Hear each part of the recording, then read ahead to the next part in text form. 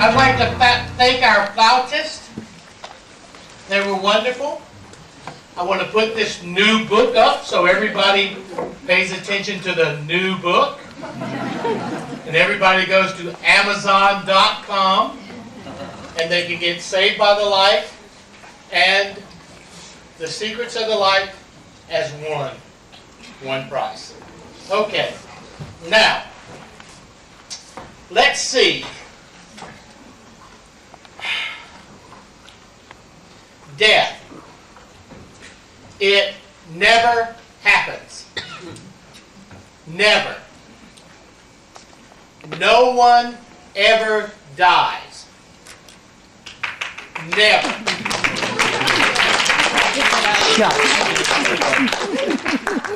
So what does happen? You live. And what's the most interesting part about never dying is this. Forever becomes a lot longer.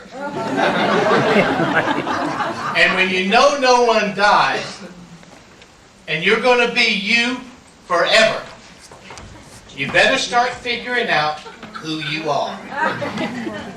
Well, let me tell you who you are. You are a great, powerful, mighty, spiritual being. You have dignity, you have direction, and you have purpose.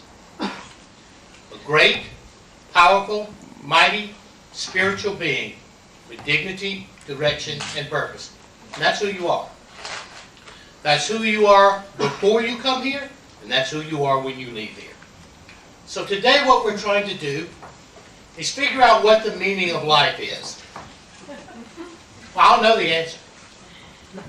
And then figure out how to get the most out of being alive.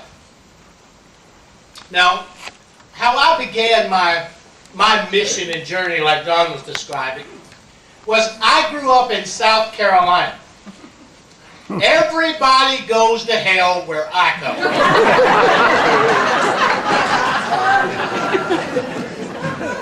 And by the time I was 7 years old, I had heard it probably 200 times. You're going to go to hell for that. So by the time I got 13 or 14 years old, I already knew what my life was going to be. I was going to hell. And I grew up really mean. You notice I'm a big old boy, and when you're going to hell anyway, you might as well make sure it was worth the journey. Okay?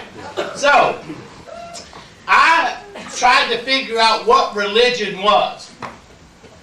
And when you come from the South, and you listen to ministers talk to you, they sound like this. And they're always talking about someone named Jesus. God. So I went to a couple of churches, and I was trying to figure out who invented fundamentalism.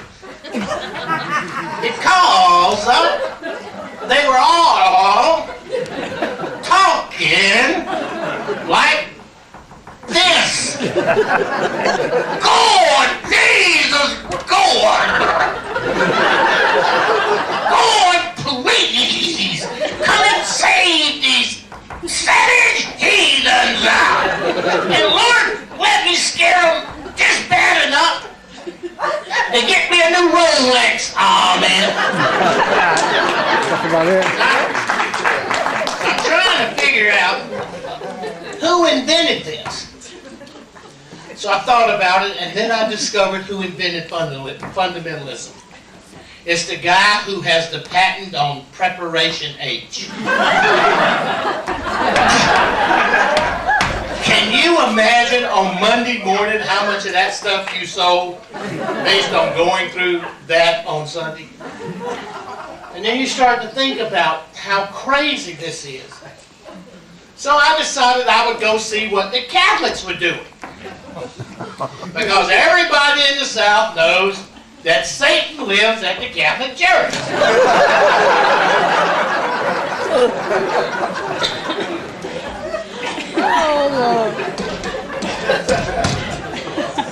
this summer home.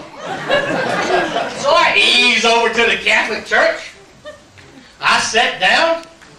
I thought it was pretty nice because it had these things to prop your feet up on.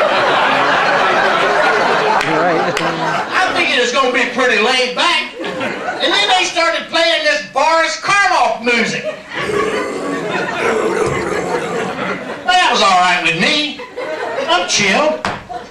And then these 4 guys come out with dresses on. They each have a cup and a dish rag. And they're walking around this table talking to themselves. Well, that was all right. Then they said something, they put the rag on top of the cup, and then they left. And then here comes a guy with another dress on. Okay, we're chilling.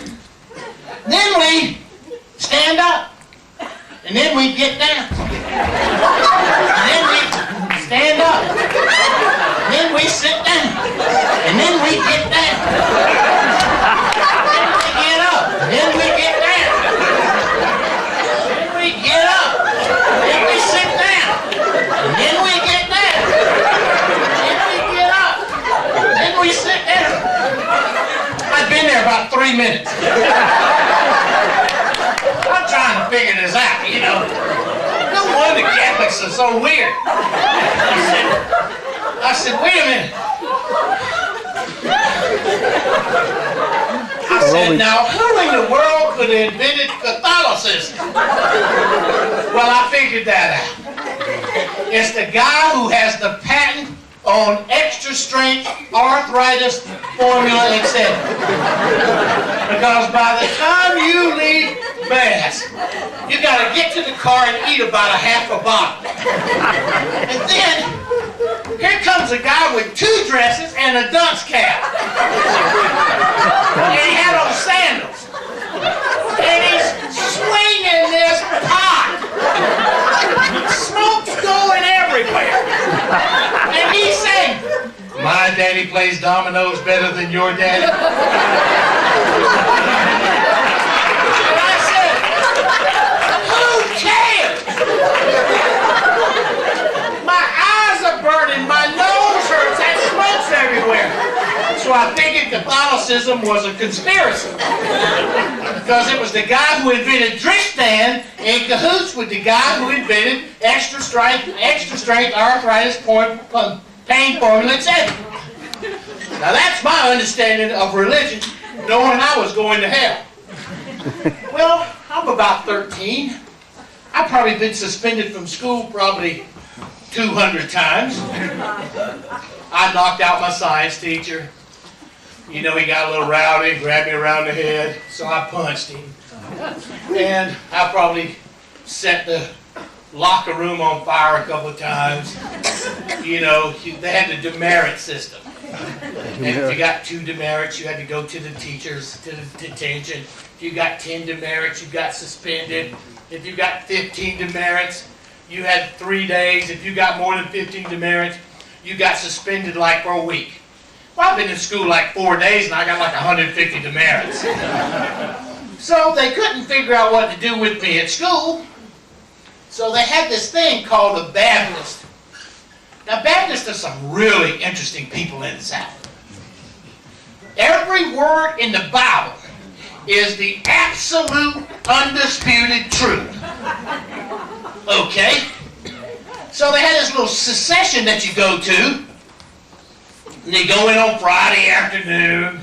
And you stay till Monday morning. So you could get back into school. So Mama had a little talk with me. She told me not to tear the place up. Don't threaten anybody. So I ease on over to the Baptist church. Well, the first thing they tell me was the world was invented in 4741 BC. It was only 6,000 years old, and God invented it in 7 days. That was pretty interesting. My only problem was, the week before I got suspended, we'd gone to Charleston to the Natural History Museum, and you walk in the door and they got a skeleton of a Tyrannosaurus Rex. when you look at the little thing, it said went into extinction in the Neo-Paleolithic period 68 million years ago. And they had a turtle shell that was fossilized that went out of existence 181 million years ago. So I raised my hand. I said, listen, Rev, I need to ask you a question. Where did dinosaurs come from? He said it was the work of Satan. Well, now we know who Satan is. Steven Spielberg. Jurassic Park, And Satan was a really busy sucker putting all them bones in the ground.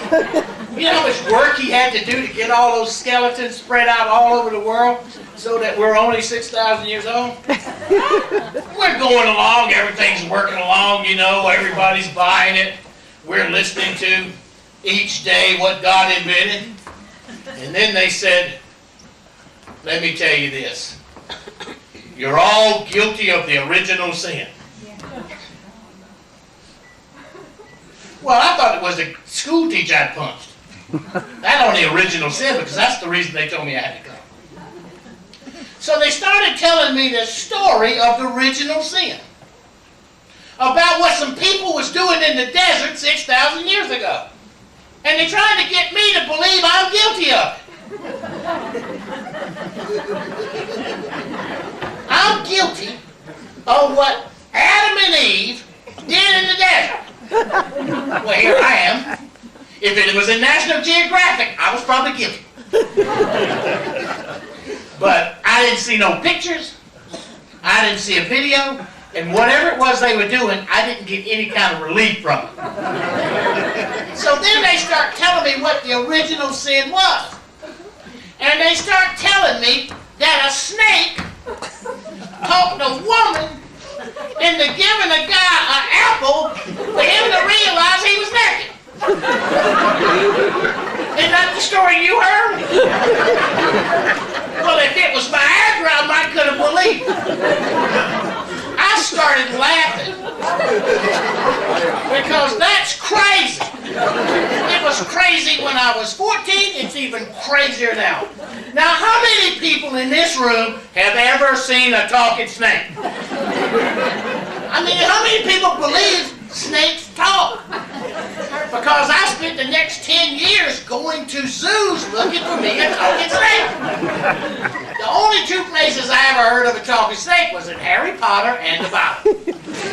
Now, can you imagine any woman in here what you would do if a snake starts talking to you?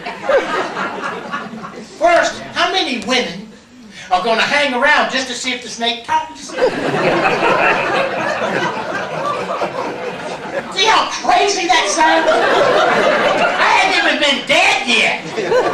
That was crazy. So I'm sitting and I have an obsessive compulsive personality. If I'm not tearing it up, I'd have to understand it. So I thought about it. Well, if it was an apple, where was the historic indigenous place of where apples are? Because then I could find out where the Garden of Eden was, and I could go there to see if they had any talking snakes. So I began my quest to figure out where the apple came from. The apple is indigenous place 6,000 years ago is Oregon and Washington. So if anybody, based on the Bible, and that apple wants to know where the Garden of Eden is, it's just outside of Portland.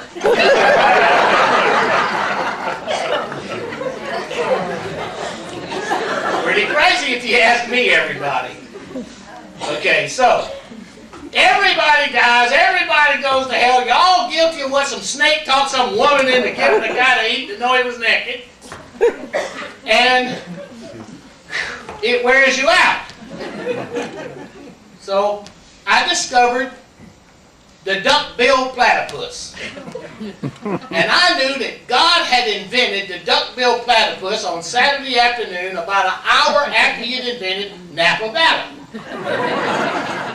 Because if you look at a duck-billed platypus, it's the same way for 100 million years. It's got a duck's bill. It has teeth. It has webbed feet with claws. It has a otter's body and a beaver's tail. It's a mammal that lays eggs. Now, what do you think God was thinking that day?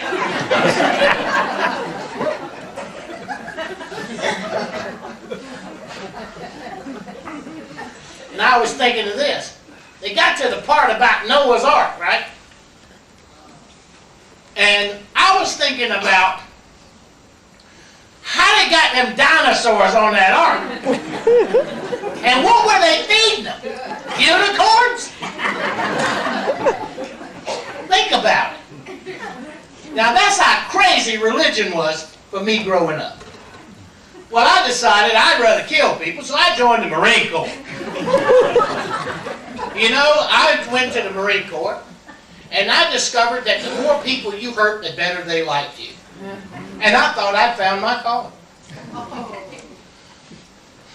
I do solemnly swear to defend this country against all enemies, both foreign and domestic, so help me God. Marine Corps, hoorah, simple fi, do or die.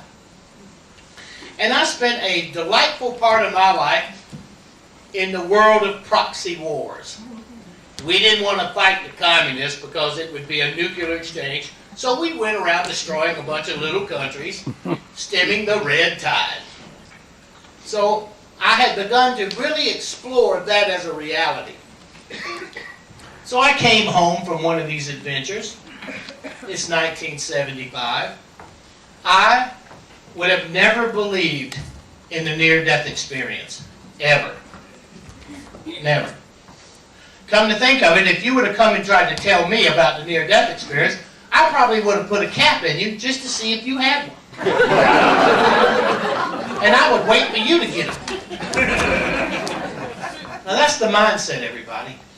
This is my upgrade. This is who I was. And this was the reality that people tried to get me to believe that was spirituality. That is utter, absolute nonsense. It's crazy. It's the same people that told me the world was flat. And it's the same people who told me that the universe went around the earth. That's crazy. It's crazy. So I didn't know what to believe. Nothing. Didn't have any idea. So I was talking on the telephone. I called up a friend of mine because I was mad at him because I had asked him to move a car. He had gone to move the car, but when he backed the car out, he hit the garage door and tore it off of this lady's house. She was calling up, raising Cain. I get home and I was going to listen to his excuse. And I was talking on the phone. It was a Wednesday afternoon in South Carolina, 1975, at September the 17th. Wednesday afternoon, and you know, you have rain showers, little thunder showers that pass through. I didn't hear any of that. And I heard little thunder in the background, and I said, Tommy, I got to get off the phone. Mama said, don't talk on the phone when it's thunder and lightning. And he said, what's wrong with you, Mr. Tough Guy? You scared of a little lightning? You know, chicken. I said, no. So I was sitting like this. Lightning hit and came down the phone line. It hit me in the head. It went down my spine. It welded the nails of the heels of my shoes to the floor. It knocked me out of my shoes and suspended me in the air and threw me back down on the bed. Dead for 28 minutes. Completely paralyzed for 6 days, partially paralyzed for 7 months. It took me 2 years to learn to walk and feed myself, and I lost 50 pounds. And so if you look at me, I probably need to get struck by lightning again. What can I tell you? And in the course of that, I was burning and on fire. I could not move. The ball of fire burnt my eyes so bad I couldn't see. It was like I drank battery acid. I couldn't move. And there was nothing. I didn't know what had happened. Then all of a sudden I lift up out of my body. I look around and I could see me laying across the bed. So let me tell you what the very first thing you're going to think when you leave this world and you lift out of your body. You're going to look down at it and you're going to say, what in the world was I thinking?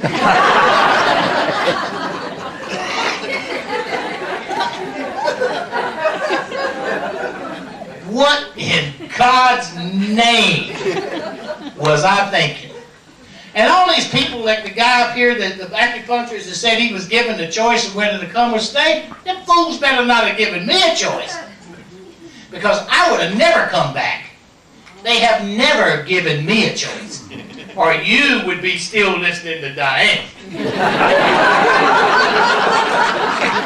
I'd have flown this popsicle stand. Now let me tell you something, guys. Spirituality, and I hope that, knowing that I have been through 3 of these experiences. I was struck by lightning twice. 3 years apart, talking on the telephone, 2 different houses, 2 different bedrooms. Hi, Dan. You didn't get it. So guess what? We're going to kill you again. Ow! So, remember, from this moment on, lock this into your soul. If it ain't funny, it ain't spiritual.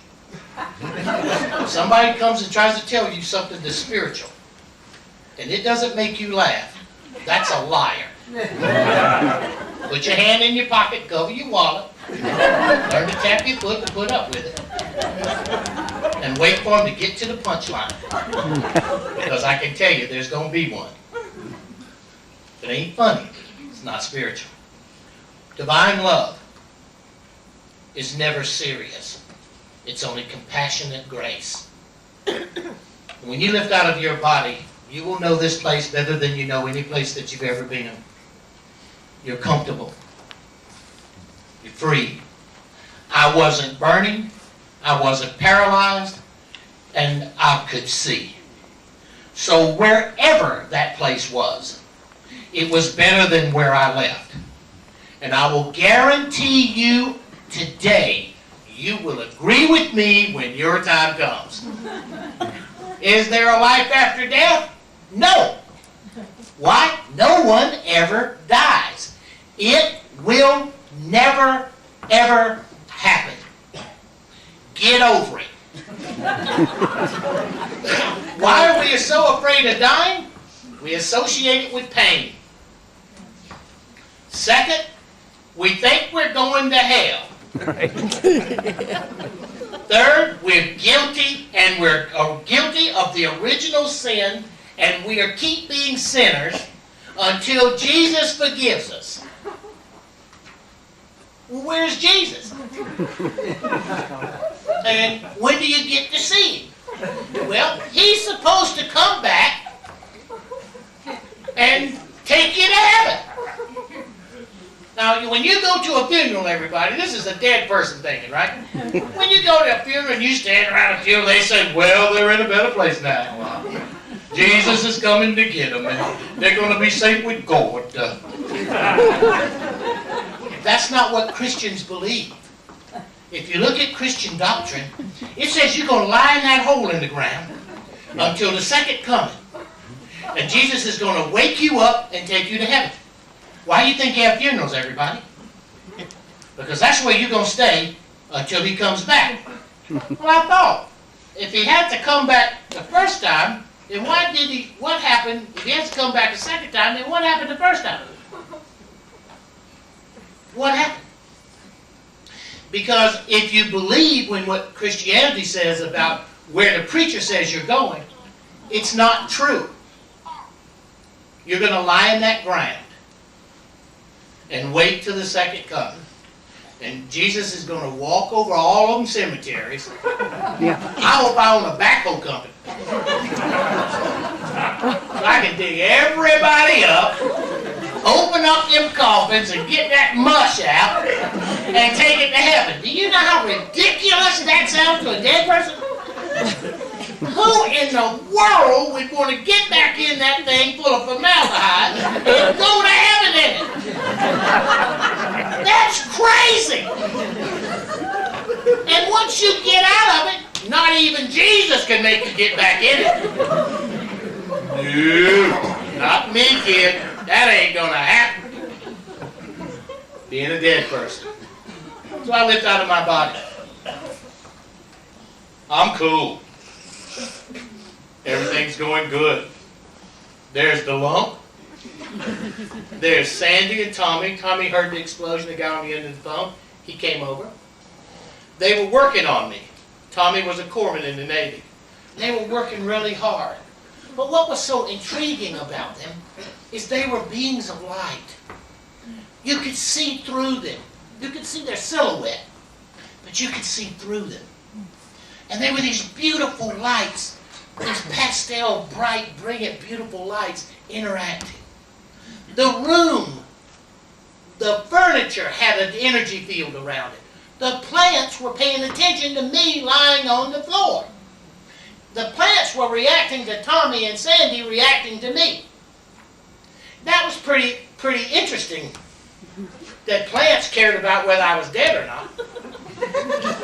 So now do this as a favor, everybody. Every time you walk by flowers, give them a little respect. Stop long enough to pay attention. And there's a book called Anna Clara, and it has a saying. A valley, a meadow, does not know how beautiful it is until someone sees it. Until that moment, it just knows it exists. Honor things of beauty.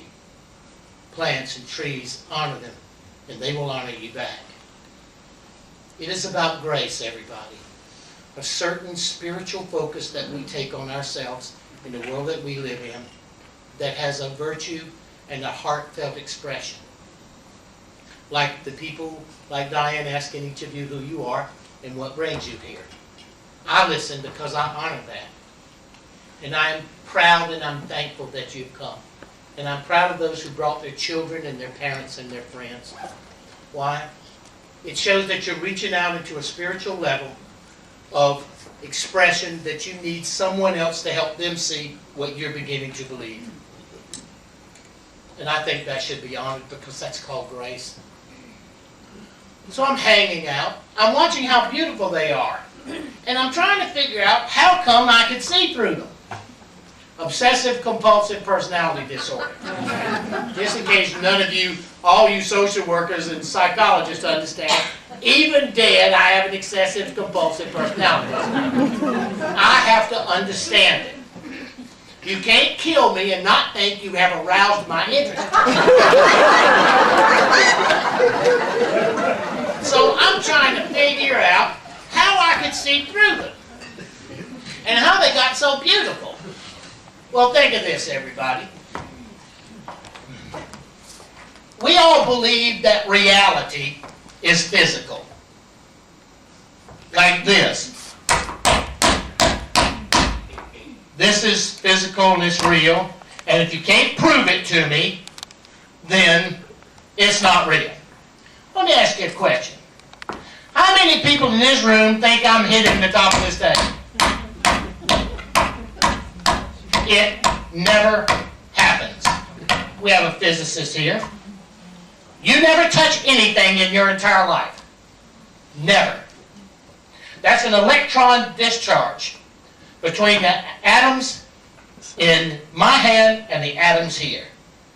You never, ever touch anything as long as you live, and no other atom ever touches another atom.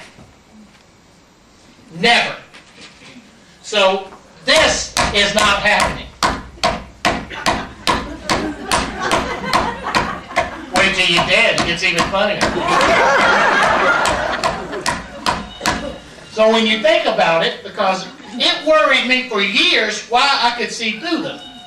Whereas when I was back in the body, they looked like they had form. Well, I had to figure it out. An atom is 94.6% empty space. 94.6% empty space. So, physical reality will never be more than 5% of reality, no matter what. Go look, ask any scientist, any physicist, or any quantum physicist if I'm right or I'm wrong. You know what they're going to tell you? I'm right. So, 5%. Well, then let's take a look at who you are. Your largest organ, your skin, 90% water. Your brain, 90% water. Your liver, 95% water. Your teeth, 24% water. Your bones, 23% water. So when you look at who you are in physical form, you're about 78% water. So that means that physically you're just basically a water treatment plant. And you work to death about 5% of something. That's water. If I took your body and the same weight, like I'm 265 pounds, if I took 265 gallons or pounds of water, of seawater, and I went and poured it in the Mojave Desert, and I took me and put me there, I came back in 6 months and picked up the teeth and the bones, because it takes that longer to break down, and you bring a scientist. That scientist could not tell which was the seawater and which was you. The only way they could distinguish it was the concentrations of mercury in the seawater as opposed to the concentrations of mercury in your body.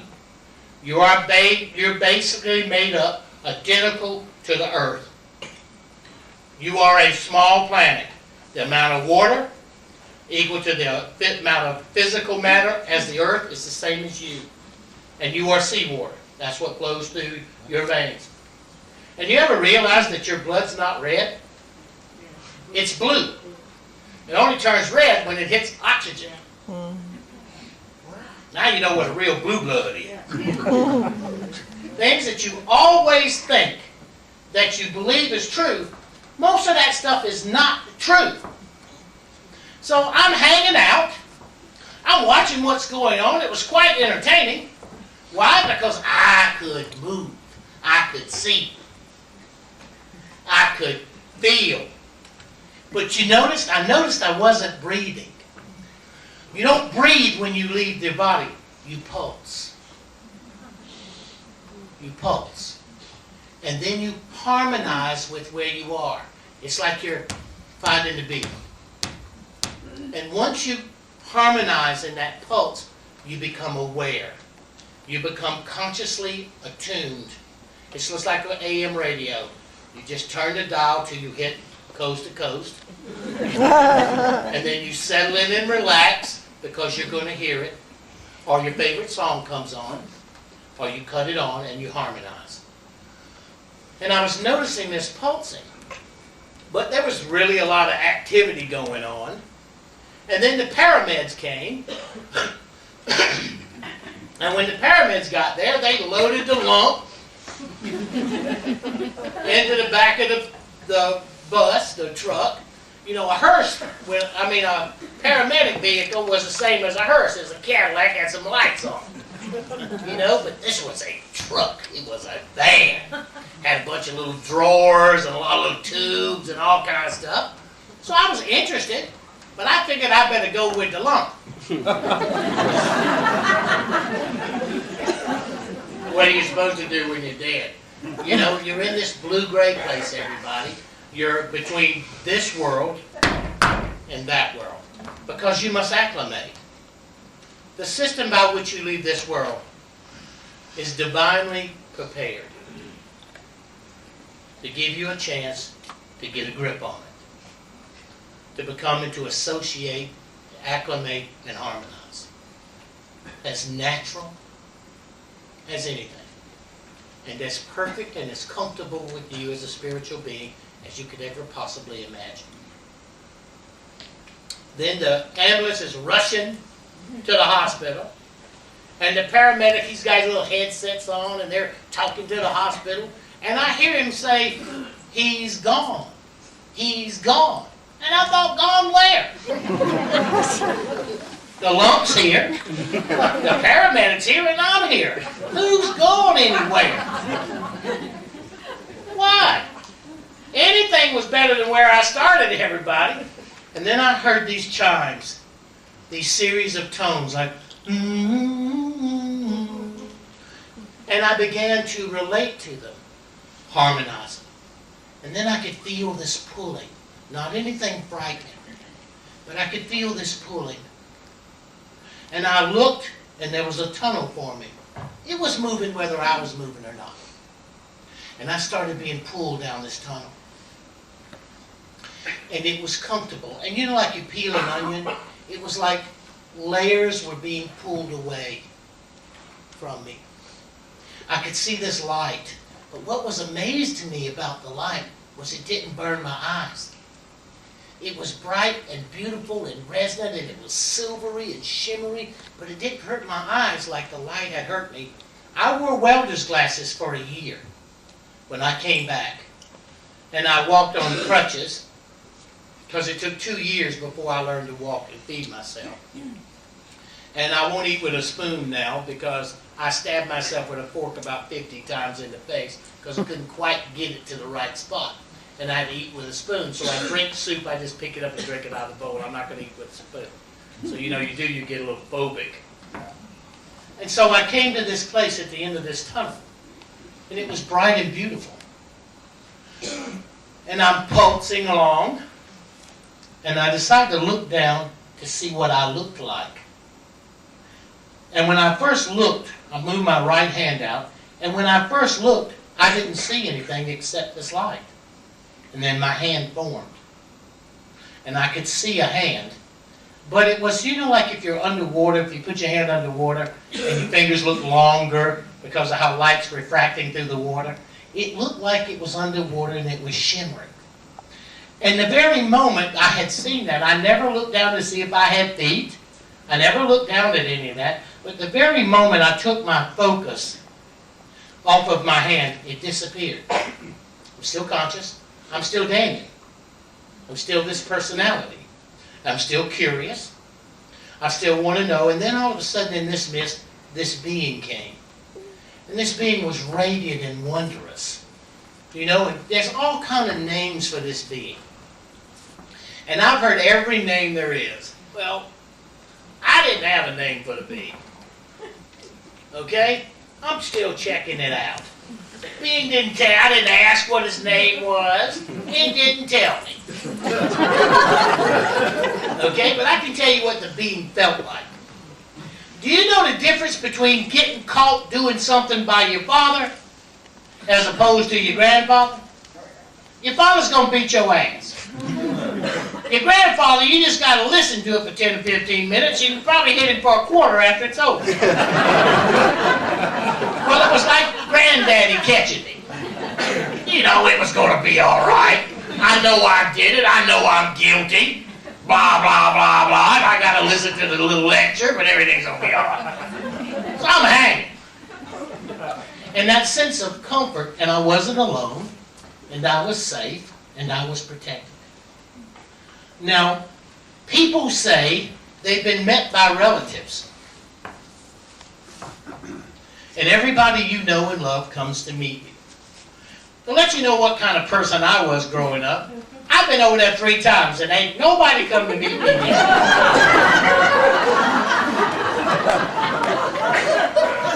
Gives you some kind of idea of the personality type, okay? But the fact that I've been through this experience, and the fact that it led me to become a hospice volunteer. This experience took me from a person who gave you the maximum opportunity to die for whatever you believed in. And that was the consciousness I had. It didn't make any difference to me. If I got the paper on you, the dance, it was over. And you may not have known it at the moment I got the job, but it was going to happen.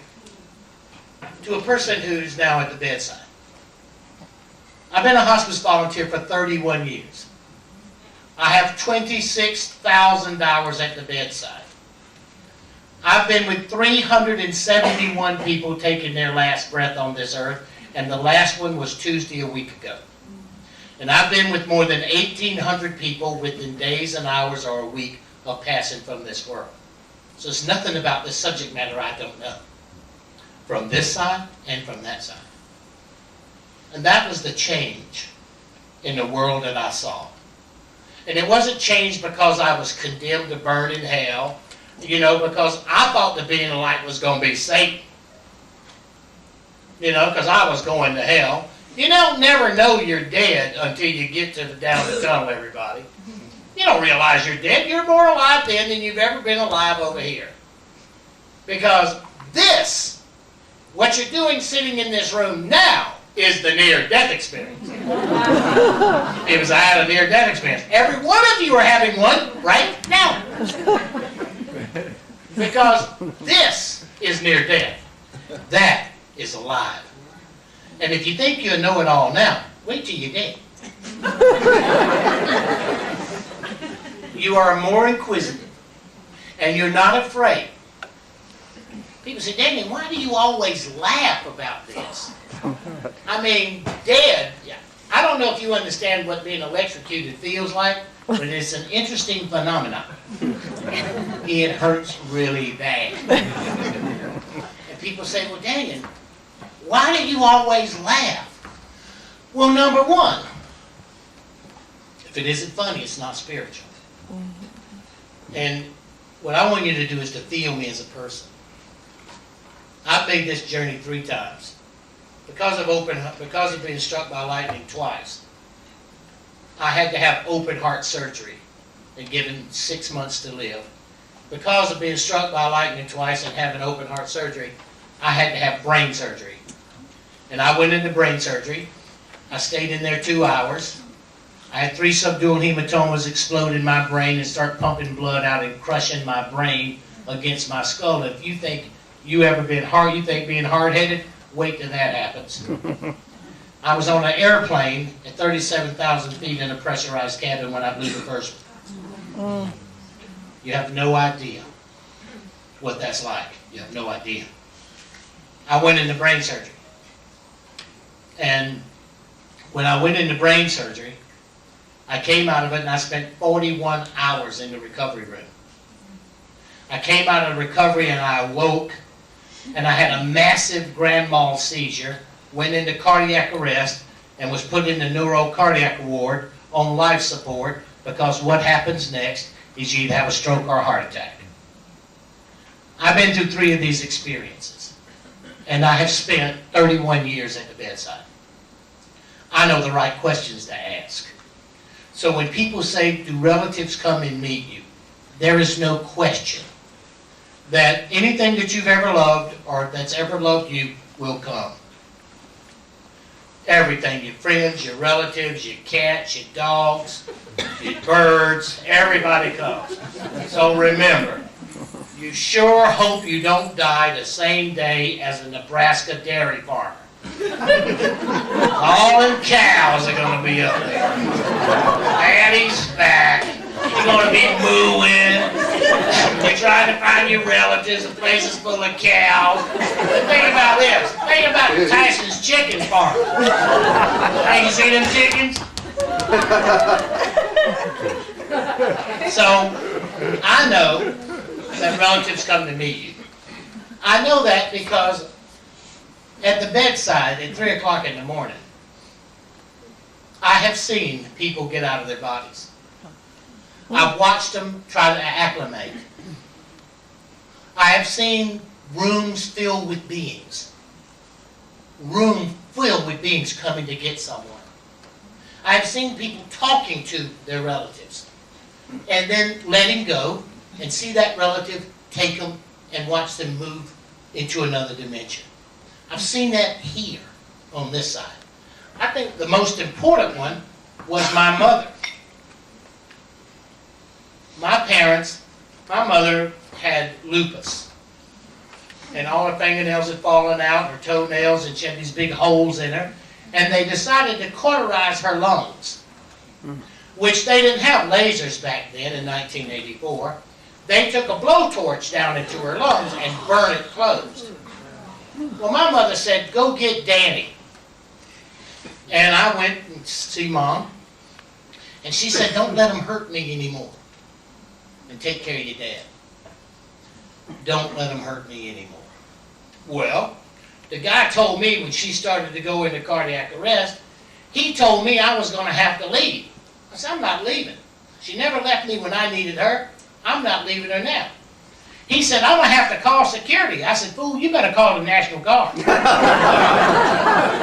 if you think your little skinny self is going to get me out of here because you threatened me, first, you're funny. Second, you're stupid. And third, have we got the talking part done yet? Let's make it happen. And Mother told me, she said, I'm not afraid anymore. And I believe what you said. Because after 1975, everybody, the world that I thought was true wasn't. I can promise you right now that 75% of everything you think you know is a bald-faced, out-and-out lie. And whoever came up with it because they needed to rationalize something, is the only reason they came up with it. They're trying to get you to believe something they don't believe themselves, but if they get enough people to believe it, they think they're going to be okay. And that's where most of it comes from. Or they intellectualize because they understand the chemistry. And when Neil and I were talking, I said, everybody thinks they know everything until you ask them to explain it in the subatomic level. We know there's subatomic because we have atom bombs. We know there's subatomic because we have electron microscopes. Well, when you go to the subatomic level, there is no such thing as matter. That doesn't exist. And that's science, everybody. That's not some shaman in the jungle on ayahuasca. That's not Timothy Leary on LSD. That's any quantum physicist in any university anywhere. They have never been able to describe or ever see matter. It's all energy. It's all energy. Put that in your pipe and smoke it. Take a breath. Come on now, take a breath. Come on. Because watch, everybody. You hit that zone. You trust me. I can feel it when it happens. And it's science. So what you're trusting is a part of you you've been hiding from by not recognizing that you're a great, powerful, and mighty spiritual being with dignity, direction, and purpose. And until you realize and give that reality of you an opportunity, you will never see what you came here to do. You'll never see it. And you'll never truly participate in this life for the reasons for why you came here. Never. Because once you recognize that identity, you access levels of consciousness that are duly and rightfully yours, the same as science exists around us all the time. Look at the law of the conservation of energy, the law of attractions, everything in physics and Newtonian mechanics that explains everything. You never access it. So give it a break and identify yourself as a great, powerful, and mighty spiritual being with dignity, direction, and purpose. And you'll pulse. You'll notice. And then you're in the zone. You don't have to die to be who you are. You just have to recognize that that's who you are and believe it equal to what anybody else describes you as. And you will watch how quickly whatever they say passes away. I know what matters because I'm dying with us. And I'm not really dying. I'm just helping people transcend. And at 3 o'clock in the morning, I know the right questions to ask. So trust me on this. And once you meet this being of light, you know everything's okay, and you got a nice name for it. You know, Luke, or Mohammed, or Krishna, or Buddha, or Allah. Everybody's got a name. I'm going to call him Louis. So once you meet Louis in heaven, and everything's going all right, here's what will happen. You'll pulse a little bit. Then you'll feel these childlike emotions. And then you'll see your whole life pass before you in a 360-degree panorama. And you have missed nothing. Nothing. You know how many hairs is in the nose of the doctor that pulled you from your mother? If you're excessive compulsive, you would be paying attention to stuff. And I'm excessive compulsive. Okay? All of a sudden, I realized I was dead. And until then, I never even thought about it. And neither will you. Because you realize how alive you are. How interesting everything is. And what a really neat place it is. Wherever it is. And nobody wants to come back unless it's about raising your aggravating children.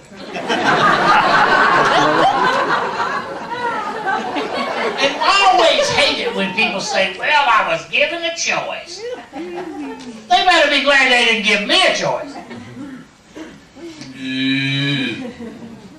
There is no way you ever want to come back here, even if you fail to get done what you thought you were supposed to do.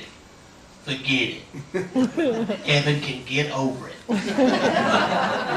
Then you watch your life pass before you in a 360-degree panorama. And then you watch it from a second-person point of view, as if you were your own very best friend. Whoa, Dan, that was really stupid. Wow, you did better than I thought you did. Think of you looking at yourself in the mirror and watching your life. And then you literally become every person that you've ever encountered, and you will feel the direct results of your interaction between you and every person that you've ever encountered. You will be them. It's never what you do, everybody. It's why you do it. So today, make sure you pay attention to your intent. Why am I doing this? And make sure you stay true to your intention. And make sure you don't let what your opinion of it is, or what their opinion of it is, change your intent. Because I believe that when you become every person that you ever encounter, and you feel the direct results of your interaction between you and that person, you get a chance to see who you are. Judgment. Who do you think judges you? You do. Who knows more about you than you? Nobody. So what is the measure of judgment? If God couldn't come today and God sent you in the life you just reviewed, what difference did God make? If divinity could not come today and divinity sent you in the life you just reviewed, what difference did divinity make? You're a great, powerful, and mighty spiritual being with dignity, direction, and purpose. And you can bet on this, everybody. You can walk off from this lecture, and you can hope this is not right. But I guarantee you, you will lose this conversation. Now you pay attention to your intent. Because if divinity couldn't come today and it sent you, your measure of your existence is through you, how much divinity passed from that level through you into this level. So, let's try some practical app. All right, Dannion, if all these wolf tickets you're selling now, put up or shut up. How many people in this room's ever been hugged by me? Am I one of the greatest huggers on the earth? Absolutely. Well, why? Broke my rib. Who am I really hugging? Me. Listen to the panoramic life review. Who am I really hugging? I'm hugging me. Why? So when I get over there, I got 157 million hugs to go through before any of that bad crap I did.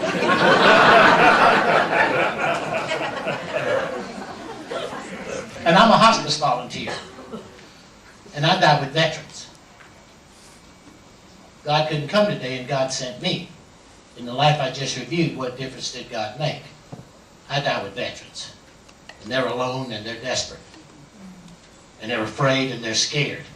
Because when the doctrine's done, and the preaching's done, and the talking's done, and they've lived a life, and they were in a war, and they killed everything. It's just between them and hell. It ain't what George Bush says. It's them facing their own mortality. Well, I decided that that would be the place, if what I'm saying is true, I could do the most good. 31 years, 26,000 hours, 1,800 people. You can trust me. And you can believe that you're a great, powerful, and mighty spiritual being with dignity, direction, and purpose. You can believe that. And I will defy anyone who says that you're not. Bring them on down. Make sure they make a donation to Diane and the IANS and the IMES, or whatever it was she was calling. International Society of Extraordinary Events. Just waking up in the morning is an extraordinary event to me. And bring them on. I'll take them on. Why? I'll win. So when you see your life pass before you, and you have this panoramic life review, the meaning of life is how much grace, love, support, and understanding you brought into this earth. We all hope God is a quiet, listening, loving presence. Then why can't we be that? Compassionate, listening, loving, instilling hope, faith, and support. Why can't we? We can. So start today. And why do it? Intention. Intention. So what's the meaning of life? You want to be godlike. You want to create a world that you can come to where you are the master of your own destiny, so that when you go from this world to the next world, you get to see your life through the eyes of divinity in a specific world created by you. That's the meaning of life. So here's what happened next. I went over to the doctor. I'm 39 years old. It's 14 years later, okay? I was sick and tired of being dead. Because after 2 years, my biggest issue in coming back after I went to a crystal city, after the panoramic life review, I went to these crystal cities. And you know, in the Bible it says, in my Father's house there are many mansions, and I go to prepare a place for you. And if this were not true, why would I tell you? Well, that's true. Because I saw these crystal cities where some nomadic nature in 2,000 years ago would make all the sense in the world using that descriptive prose to identify it. Well, that's true. We don't all come from the same place, everybody. Just like the orders of angels, there's 178 different orders of angels, from cherubs to Seraphim. We come together as teams. We work on 7 levels. And there's one of you on another level or another dimension doing the same job. Can you think about that? If I'm working on 7 different dimensions with other people at the same time, no wonder I'm so tired when I wake up in the morning.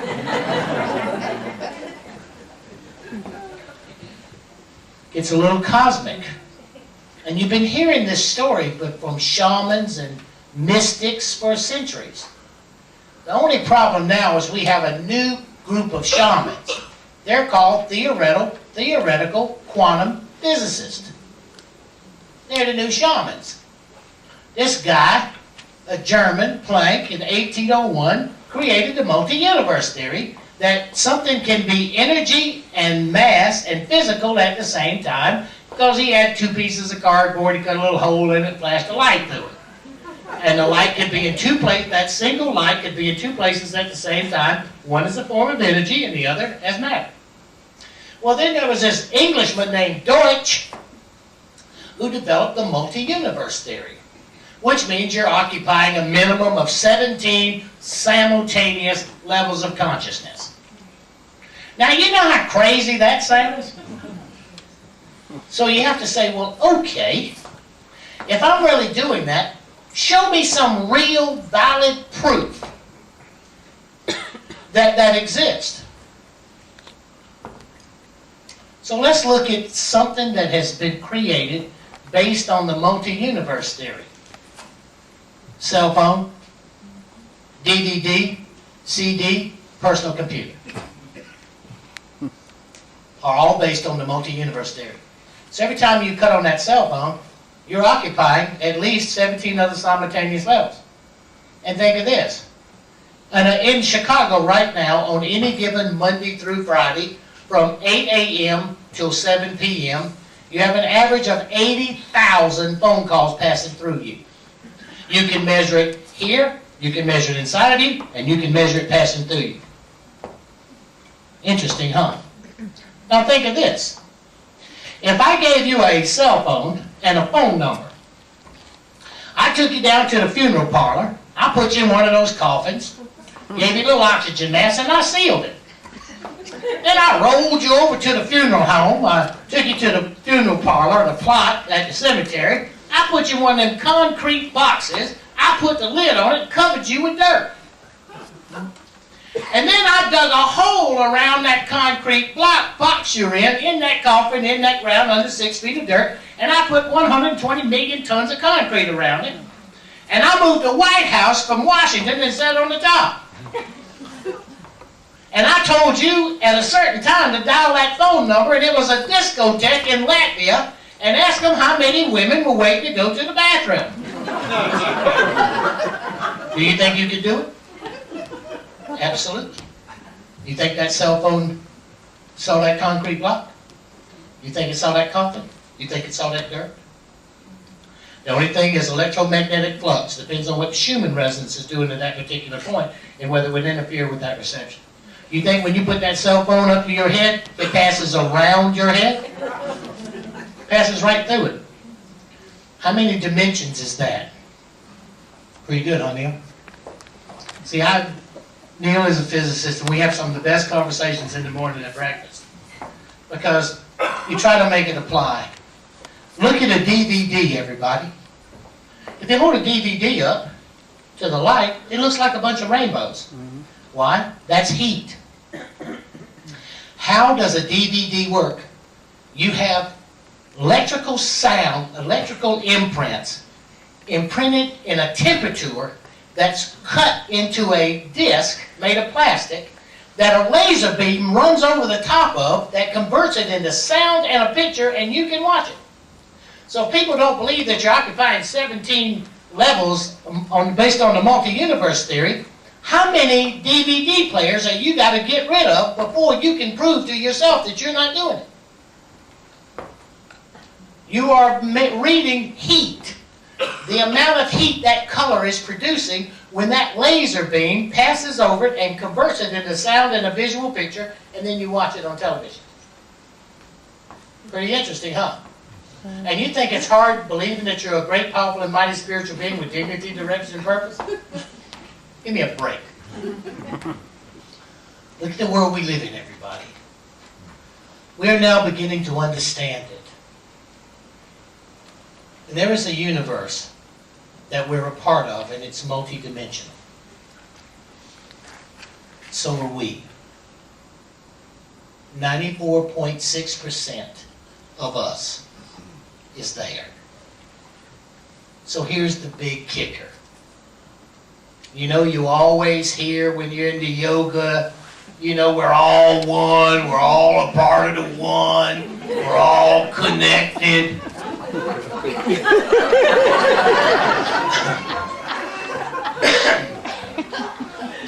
Well, if an atom is 94.6% empty space, and an atom never touches an atom, and in the subatomic level, an atom has a nuclei and some electrons, unless it's a certain kind of atom, which some has protons, electrons, and neutrons, especially if you move into atomic theory. And if you look at the subatomic level, the nuclei and the electrons in one atom can go and visit another atom. And then 25 nuclei and electrons can all go to one atom, and all the atoms around it are empty. True? So what happens then? you will come to this startling realization. None of you have ever left heaven. That 94.6% that connects you together, that now has a name, it's called dark matter. And it's so valuable as dark matter that some sweet people in Switzerland spent $17 billion to build a collider so all the atoms can keep bumping into each other because they want to create the Big Bang Theory so they can prove their theory of how it happened. But what it really proves is this. 94.6% of you is connected. You never left heaven. How could you do it? It is theoretically impossible to not be a part of the sum of the whole. You may have focused in what we call the physical plane, but you never left the heavens, and you never will. People say, well, Dannion, wonder why you didn't go to hell. And people say, do you believe in hell? No. I believe in varying degrees of heaven, but I don't believe in hell. Because how could it be separate from the whole? It is impossible for that to exist. So I had to be with my obsessive compulsive personality disorder. I had to figure out where hell came from. Because I didn't go there. Now think of Dannion Brinkley, not a hillbilly from South Carolina. I've been over there 3 times. I didn't die, and I didn't go to hell. So they pretty well missed their chance at me. And that's what I think is funny. So where did hell come from? You know, you're going to all go and burn in hell. And it's this same place that the book of Revelation says that Jesus is going to cast Satan down in and he's going to burn forever. Well, it sounds really good when you hear Oral Roberts say it or one of them evangelists say it, you know, sounds pretty good.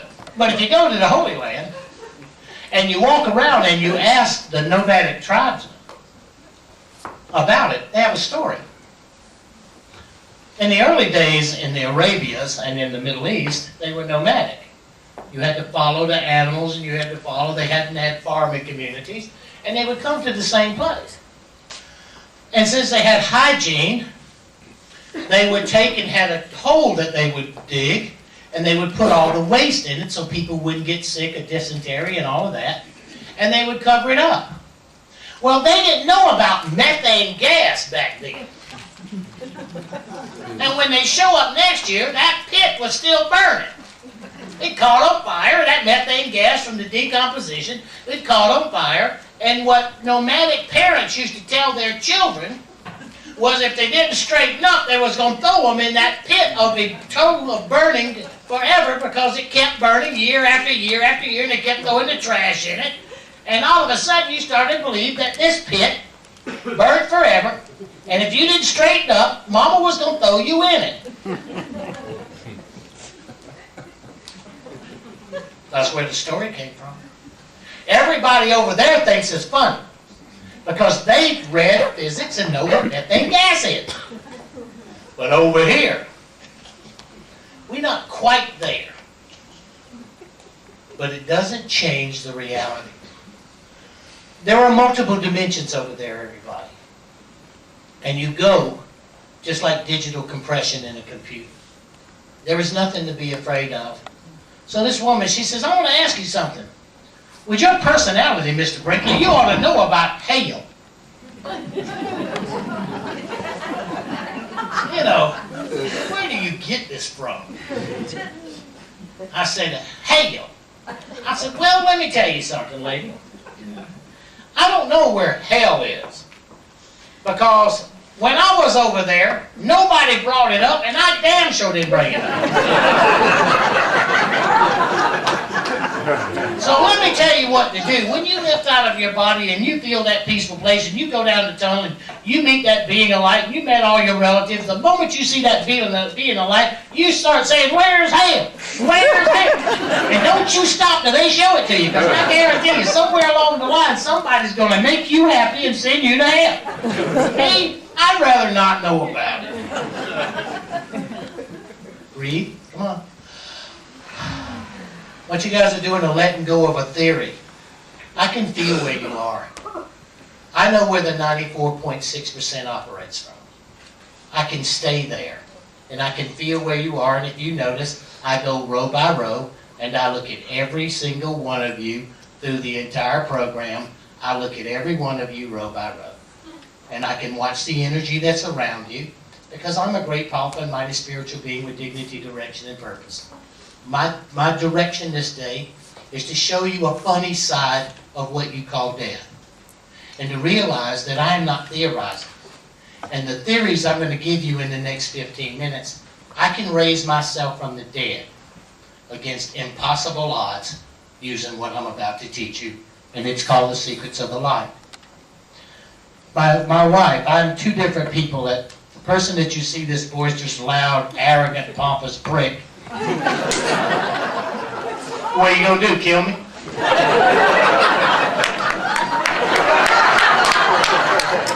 Oh, I'm so scared. Oh, golly. So, when I met my absolutely fabulously beautiful wife, she sees the two different persons. She sees those two different people at the bedside. And she says, Daniel, how can you change so fast when you walk in that room? And even more importantly, how do you know so fast what's happening with that person and the family? I can enter the 94.6%. And I can empathically perceive. And I said, listen, Kat, there are secrets to the light. There are secrets. And there are certain conscious things that exist no matter what is happening, no matter what religion, no matter what opinion, these things exist. And I can frame that reality. And I can take one of those secrets and I can frame what's going on, and then I know how to look at the situation. And from being able to look at it, I can tell what I'm supposed to do. So, let me go fast. Number one, the mental physical being. Every bit of this is in this book. Because I know what time it is, but first you got to realize how I came to these conclusions. I've been through this experience 3 times. And I am obsessive compulsive. And I am probably an authority on death. It never happens. But number one, the mental physical self which actuates and functions simultaneously. It only does 2 things: gratification and preservation. Everything your mental physical self does is gratification or preservation, because you can think pain or you can think gratifying. When someone is talking to you, the first thing you do is you measure whether it's preservation or gratification as the end result of your reaction with that person. You do it automatically. If I walk up to a person in transition, or a family member who's dealing with it, the first thing I'm looking for is it gratification or preservation. More often than not, it's preservation. So you deal with that. You realize that you have to find a comfort zone with that person. What are they afraid of, or what are they happy about? A lot of people are gratified because the aggravating old cuss is about to die. And they try not to feel guilty about it, and they don't want anybody to catch them. So the mental physical self only does 2 things: gratification and preservation. Any conversation you have with anybody, anytime, these 2 factors are in play instantly. Number 2, the spiritual self. The spiritual self only does 3 things. Now, let's everybody take a breath. And you tell me one thing other than this the spiritual self does. The spiritual self appreciates, admires, or inspires. What do you want to do more than to appreciate something, admire something, or be inspired by it? What do you want to do more than to be appreciated, to be admired, and to inspire. Nothing. That's the only three things you ever do as a spiritual being in this life. You want to admire, you want to appreciate, admire and inspire, or you want to be appreciated, admired, and inspired. What else? When you know that, when you walk in the room, you are automatically sizing up in the system what gives them that place. Because a spiritual being in transition from this world to the next only wants to know what they did to be appreciated, admired, or they inspired. They only want to know that conscious worth. So when you're there, you always tell the people what they did. I don't even know you. I meet veterans that I don't even know them. But I say, listen, my children don't speak German, Japanese, Korean, Vietnamese. They don't speak Grenadian or Panamanian. You know, they don't speak Spanish because they don't choose to. And I owe you that. And I appreciate that I walk free in a country that's insane. But it wasn't for something you did. It was something I allowed to happen. And I'm here to appreciate that. Appreciate, admire, and inspire. Because if you appreciate something in a multiple frame, it becomes, you begin to admire that, and then it inspires you to do something or change. Like I hope something you hear from me today inspires you to take into your life a state of grace. That you can be a listening, loving presence. You can sit down and you can shut up and you can let them talk. And you look for that one point that they're trying to convey. And it is to be appreciated, admired, or they are inspired. What does your mother do when she's trying to help you? What does she do? She's doing that. That's what you're doing. So all of a sudden it's framed, everybody. It's framed. And I can do it so fast, as what Kat said, Dannion. You need to tell people, and so they don't have to put up with you. Because you are irritating. It's true. And we decided to write this book. How to deal with it. How to move past all that emotional stuff and have a set of concrete boundaries that you can use when it's about someone you love or someone who loves you. Now we know what you do mentally, physically. Then people say, well, you didn't say emotion. Emotion is an attitude. It is nothing else but that. It is an attitude that you got about something you like or something you don't like. Everybody says, well, it emotionally hurt my feelings, or emotionally I'm so happy because they didn't. Emotion is nothing but an attitude. It's still in the mental, physical plane. And it's an attitude you had about it that your spiritual sense detects, but it doesn't care. A great, powerful, and mighty spiritual being with dignity, direction, and purpose is only interested in and appreciating, admiring, or inspiring. What's the purpose of your life? To do one or the other. Okay, then, number one, you were chosen to come here. How you got here was this way. The divine architect believes there is absolutely no one greater than you at a certain point in your life, just being you.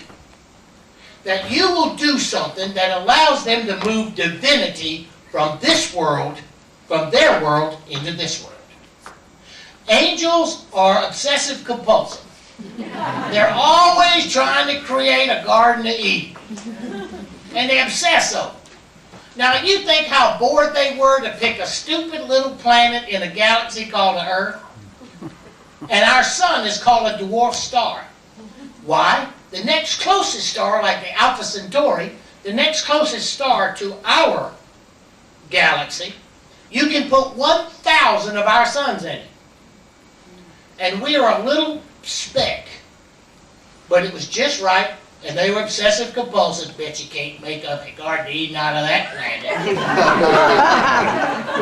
You know, and they probably got Napa Valley over there too. So they got into a contest, and they still keep sending over. There's 6 billion of us here, so they keep trusting that you were chosen. You were chosen because at a certain action you would take, you might have opened the door. You might have said thank you. 3 people saw it, and they started inspiring, appreciating, and admiring. Because somebody said thank you. And they saw it as a true action, and they began to do it. And it's just like I said, the 100 monkey. All of a sudden it begins to manifest. So how you got here is you were chosen. Because you are the divine spark. The odds of there being anybody like you on the earth is 1 in 16 billion. There's only 6 billion of us here, so guess what? You're the one. You are the great, powerful, and mighty spiritual being with dignity, direction, and purpose that divinity chose to have the opportunity to come. And then you choose to come. And that's where free will comes into play. You choose to come because you believe in your arrogant, pompous, great, powerful, mighty spiritual being self that there is nothing you can get into that you can't figure out how to get out of. So if you want to know how your life got so screwed up, you did it. And you did it because you think there is something impossible that you can create that you can't overcome. So when you apply that to me, I keep thinking I can't get up from the dead. So far, I'm winning. But I don't want to win again. I had to have surgery on my birthday. Happy birthday, Dan. July the 20th, 2008. I flew from Oslo, Norway to Copenhagen and had a heart attack. I sat in the Copenhagen airport having a heart attack. It was interesting. Because the left side of my heart was really damaged from the lightning. And I tore my lower descending left artery and I was bleeding out and I had a little heart attack. Then I flew 19 hours to Chicago.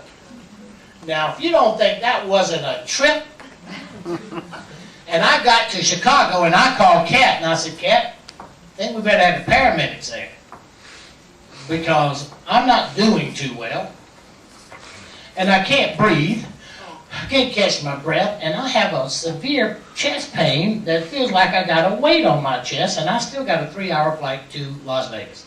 I got to Las Vegas and she said, we need to go to the doctor. I'm going upstairs and die in my own bed. I went upstairs and got into bed and went to sleep. Got up next day and went to the doctor. He said, Dannion, you have to have heart surgery immediately. Okay. Well, if you felt like I felt, okay. So they took me into heart surgery and they brought the guy in there that's going to knock me out. I told him there was no way you were going to put me out because then I'd have another near-death experience. It'd be some garbage I haven't done. They're all in beings of light. I had to listen to all that crap. I mean, it gets old after a while. I know you're not going to die. I know I'm not going to hell. You know, I don't want to be aggravated with a bunch of beings of light. You know, they'll always come and want to tell me something that'll inspire me. I'm tired of being spiritually inspired. So I said, let me tell you something. You're not going to do it. I want to watch it. So they did it with a local anesthesia. And this guy is sticking this thing into my heart. He says, can you feel that? I said, are you crazy? Yeah, I can feel it. He said, well, I'm trying to get this thing maneuvered so I can put this stent in to block it. And I said, so it's a little plastic tube with some super glue. You know, and he says, while I'm in here, I'm going to put this stent in, these 2 stents in. And I'm watching it on the monitor. And he just poke in and poke in. He says, can you feel that? I said, yeah, I can feel it. And it hurts like hell. He said, well, you want me to give you something? I said, no. No way. I do not need what comes normally after this. I've been through 5 surgeries, had 3 near-death experiences. I don't have it anymore. So you choose to come and you're chosen to come. Number 3. Number 4. Number one is your great, powerful, and mighty spiritual being with dignity, direction, and purpose. And anybody you walk up on, that's who you're talking to. Think about it. And what inspires them is grace and compassion. You cannot threaten a powerful spiritual being. They just laugh at you. Think you're funny and give you $2. Tell you to go get you some cough syrup and drink it along with a bologna sandwich. What are they going to do? Kill me?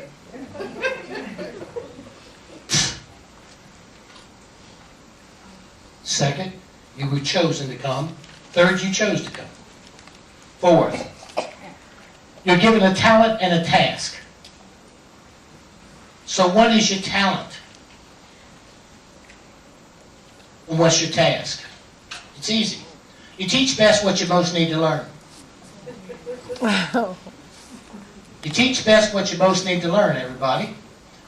Mine was patience, because I don't have any. So I'm a hospice volunteer, because it is never about me. Everything that they're terrified of, I already know everything about it.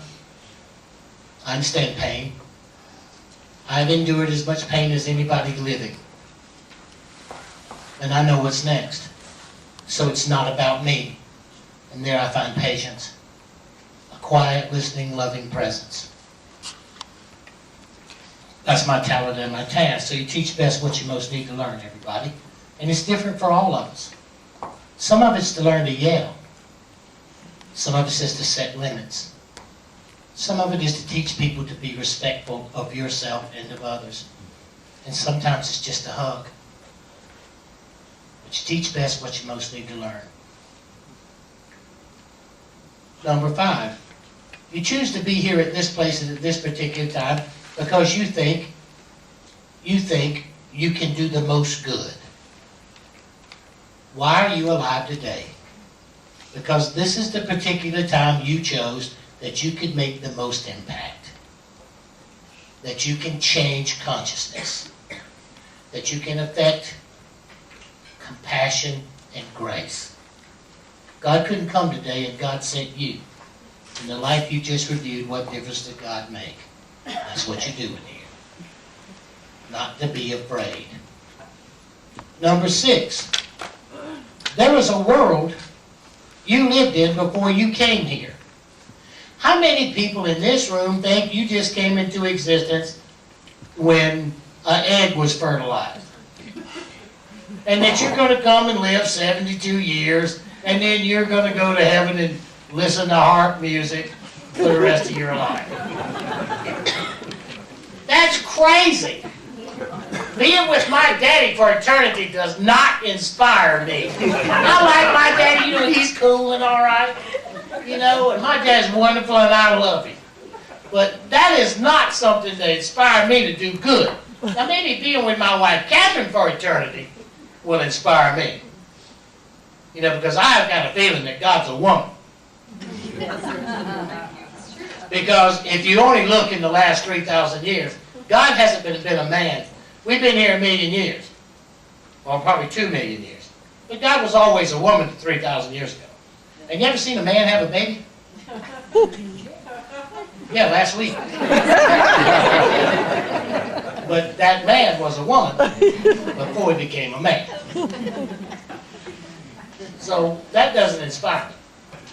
There's a world that you left to come here, and you were chosen and you chose to come. And in that world, you're considered adorable, loving, and precious. And the world you're going to go back to is that world. Number 7. There's a world after this, but it's the same world you left to come here. And you came here because you were chosen, because divinity believes as the great, powerful, and mighty spiritual being that you have trained and grown yourself to become, had value and need and a talent and a task. And then you figured that you could create an impossible world that had no chance of surviving, that you could overcome it.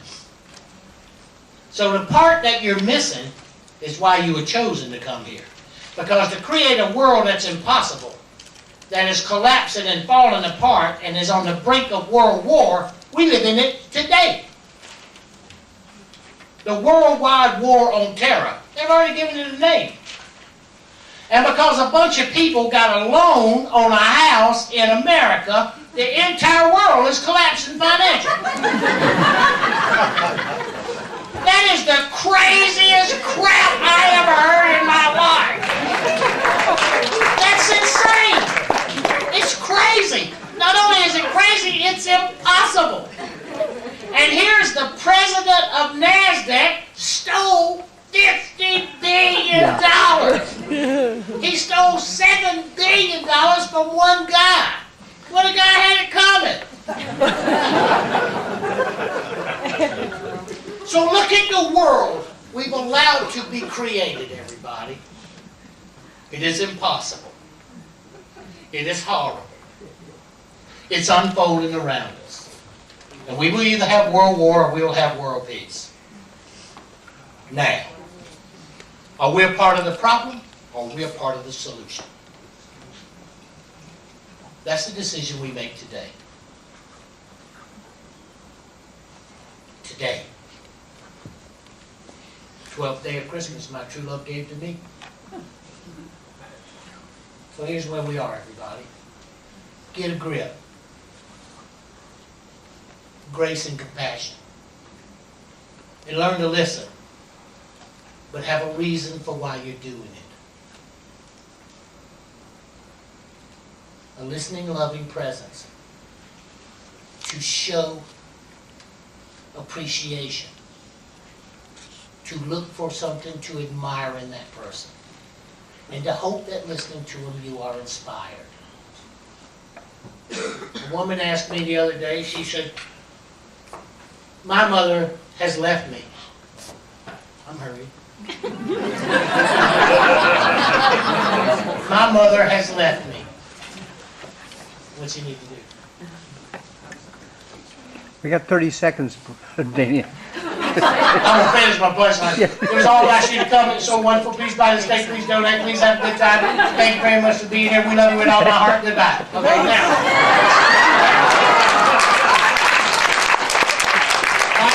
This lady came and she said, I miss my mother. And I wish that my mother would come and see me. Why do you think she doesn't? I said, your mother's okay. She's in heaven, crazy. And why would anybody want to come from heaven to see your depressed self?